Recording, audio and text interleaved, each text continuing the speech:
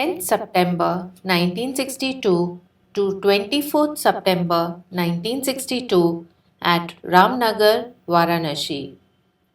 Competence for Kriya Yoga. The mind in which there is no place for argument and which has awakened a strong desire for attaining God, which has a strong desire for self-improvement and salvation, which has formed the habit of finding the faults of sense objects. That mind only gets on to this path of Kriya Yoga, and that mind only can understand this. The path of Yoga is divided in three branches: Pipalika, that is ant-like; Mean, that is fish-like; and Bihangam, that is bird-like. Among these, the best is Bihangam, but it depends on the other two paths to a certain extent. A question: why jap of the mantra is done? Pujya Gurudev replies, jap is done to awaken the mantra to life.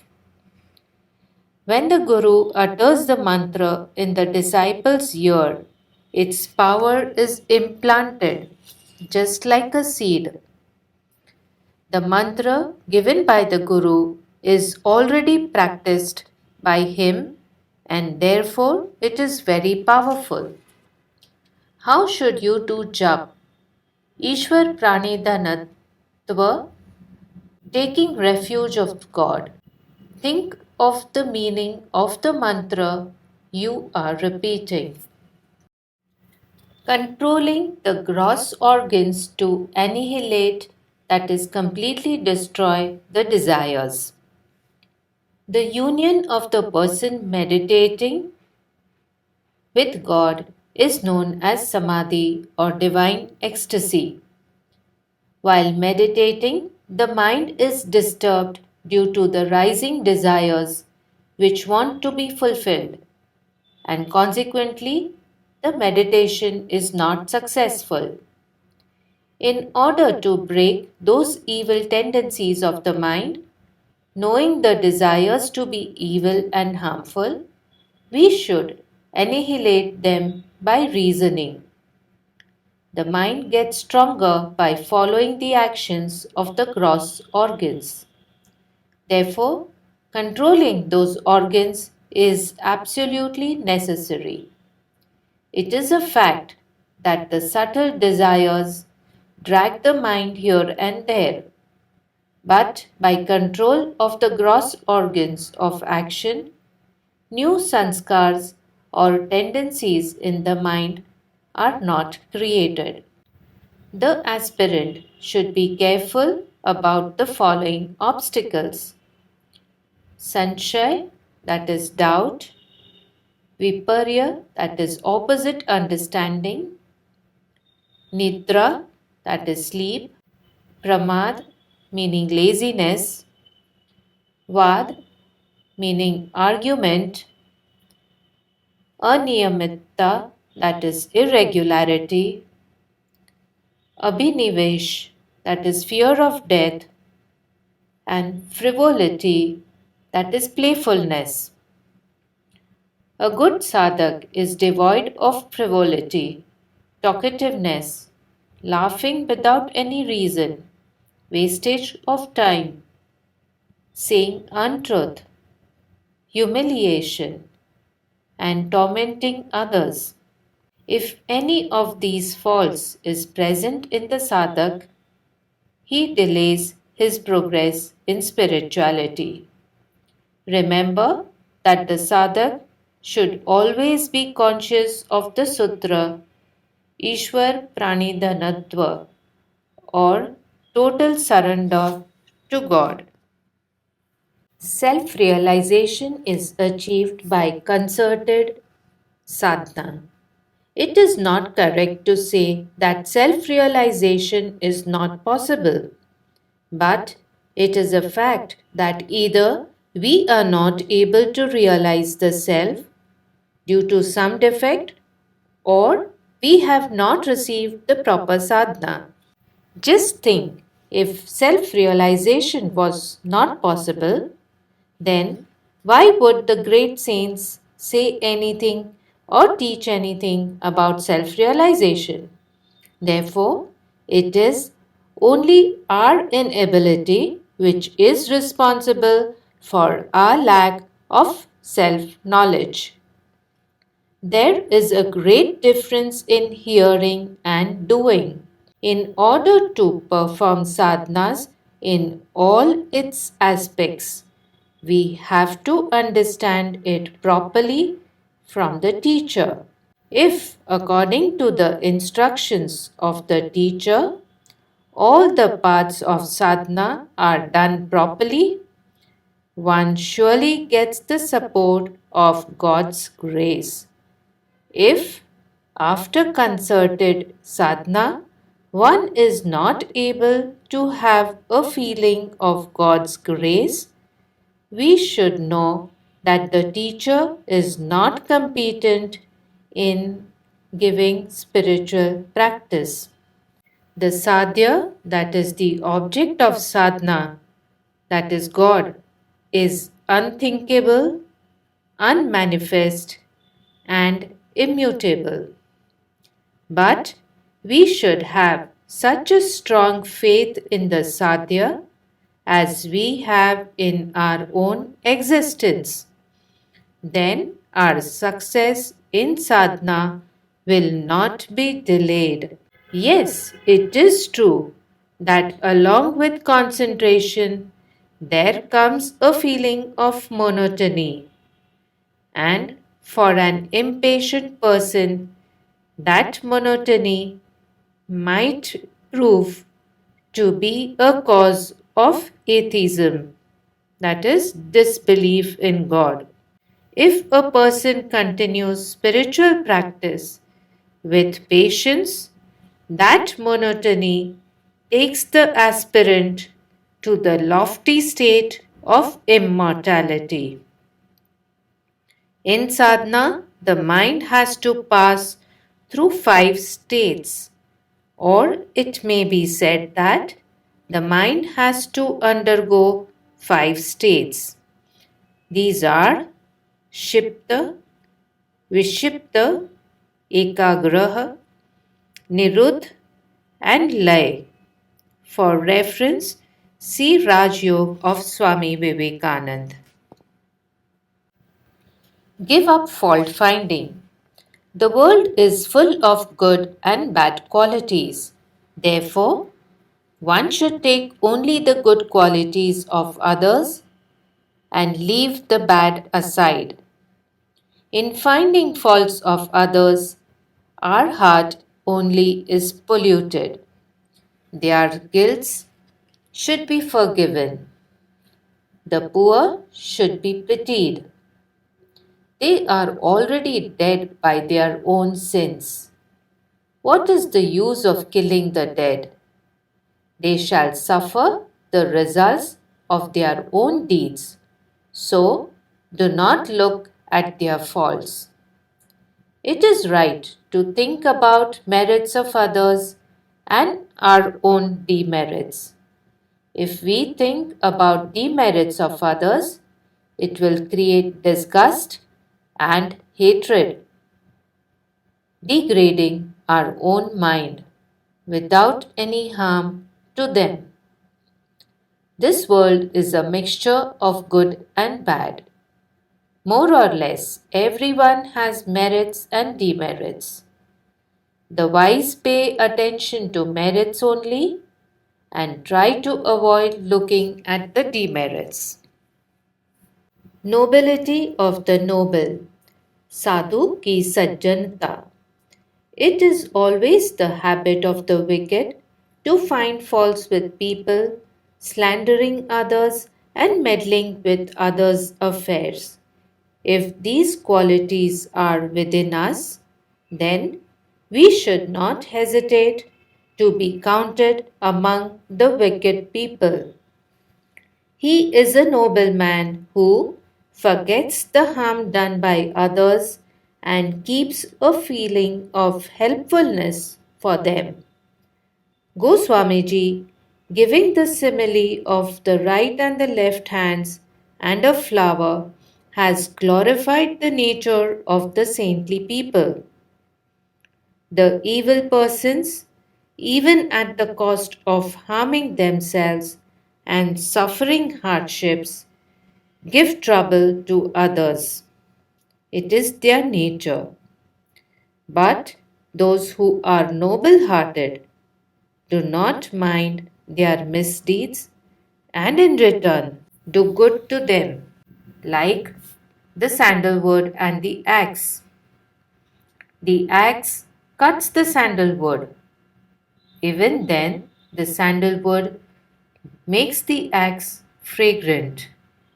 Remember that the uprightness of a righteous person leads him up to a high status, and the wickedness of the wicked causes suffering to them.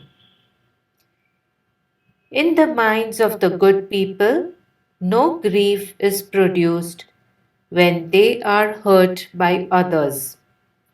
Rather, they pray to God so that the wicked may have good sense, as they know they are fit for mercy.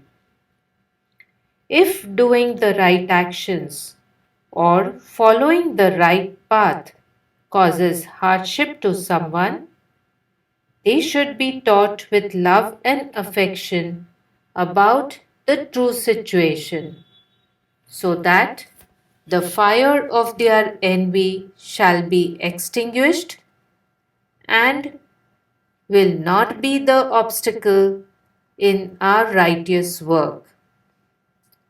If we are unable to bring them to the right path, we should remain indifferent to their actions, knowing them to be their natural way of behavior. The works and actions of the past never return, nor there is any good in remembering them. By remembering them, only hatred will arise in the mind.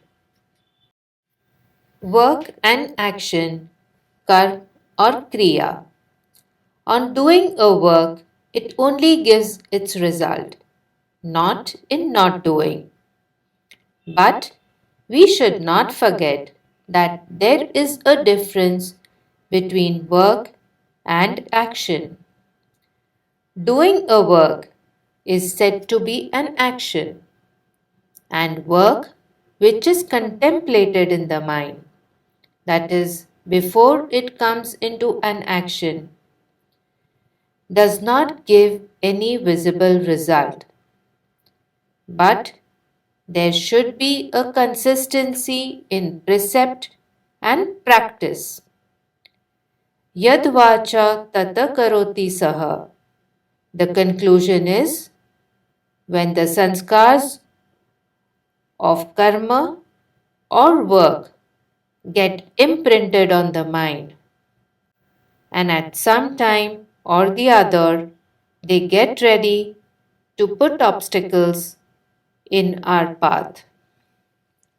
In 1964 at Ranchi, until you develop intense non attachment, do not give up your daily devotional practices. Worship God fervently, that is, with intense love. Carry out your duties diligently according to the situations. Get busy in your worship firmly. Do not fall from your duty nor from morality. All opposing factors in the worship of God will become favorable. One day you will surely enjoy the bliss in worship and meditation, and all your obstacles will be removed. Then you will feel God is everywhere and none else is seen. Be fit for Guru Kripa, Guru's blessings. Guru Kripa or grace of the Guru is subject to Anukulasya Sankalpa and Seva, that is service of the Guru. Devi Sampati comes from favorable resolutions. The meaning of service is to follow the Guru's command. No service is equal to it. Just make yourself a fit receptacle for receiving the Guru's grace. First of all, reverence and devotion is required. Reverence and devotion both are signs of Devi Sampati. The work in which there is reverence, there will be enthusiasm and pleasure. It succeeds quickly. Life is reverence and faith only. Make your decisions properly. No blind faith. And once the decision is made, there should not be any more doubt. In true reverence and faith, there is no room for any doubt or argument. If you still have doubt, you will not be able to proceed forward. The instructions of the Guru are not followed. If they were followed, truth would have been realized. One must have the faith that the Guru never harms the disciple. Whatever he will do, it will be for our good. If any feeling of harm to the disciple comes in him, he cannot be a Guru. Unreality of transitory objects. Unless we have deep thinking about spiritual matters, we cannot achieve any knowledge. There is no competence in just talking. To think ourselves to be released from bondage simply by giving up certain objects will be wrong. But by knowing the worthless nature of the objects of the world and giving up the desire for obtaining them, we shall be released from the bondage of actions. Not having discrimination of the real from the unreal and fondness for perishable objects is created, and that obstructs the attainment of bliss. The world is transitory and therefore is considered as unsubstantial. There should be renunciation. Without renunciation, the truth cannot be known. There should be none attachment. In ecstatic joy, the fakir set his hut on fire. He has no attachment for his belongings. Abstention from the sense objects is known as vairagya, that is renunciation. Advaita or non-duality is the object to be realized, and renunciation is its sadhana.